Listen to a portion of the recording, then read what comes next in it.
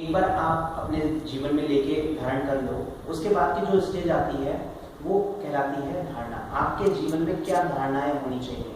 कुछ लोग इसको कहते हैं कि ये इट्स ओनली कंसंट्रेशन, बट कुछ लोग ये मानते हैं कि आपके जीवन में जो धारणाएं होती हैं वो धारणा के अंतर्गत आती है। धारणा होगी क्या?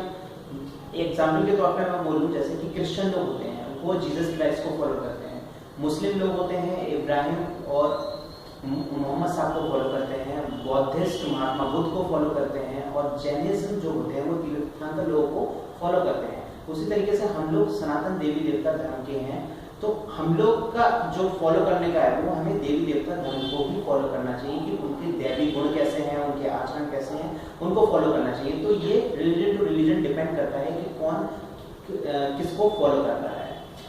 एक बार ये फॉलो कर लो और अपने आप को कंसंट्रेट कर लो, उसके बाद की जो स्टेज आती है वो आती है ध्यान की। श्री कृष्ण ने अर्जुन को उपदेश देते हुए कहा है कि अंतर आत्मा में चित्त का निरोध करते हुए जो मनुष्य कर्म करता है वह कर्म के बंधन में नहीं पड़ता है, और इस अवस्था को ध्यान कहा जाता है।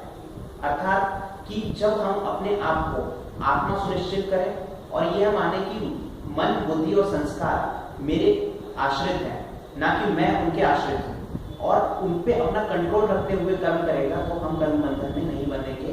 ये स्टेज ध्यान की कहलाती है। जब हम अपने आप को आत्मा सुनिश्चित कर लेते हैं तो लास्ट स्टेज जो आती है वो आती है समाधि, जिसमें जो कि सुप्रीम पावर है, दैट इज परमात्मा, उससे हम अपने आप को एकाकार कर सकते हैं, और वह योग का वास्तविक उद्देश्य है। तो पतंजलि के योग सूत्र से ये हमें पता लग जाता है कि हमारा उद्देश्य क्या है, और उद्देश्य की पूर्ति के लिए हमें 8 अंगों को फॉलो करना होगा।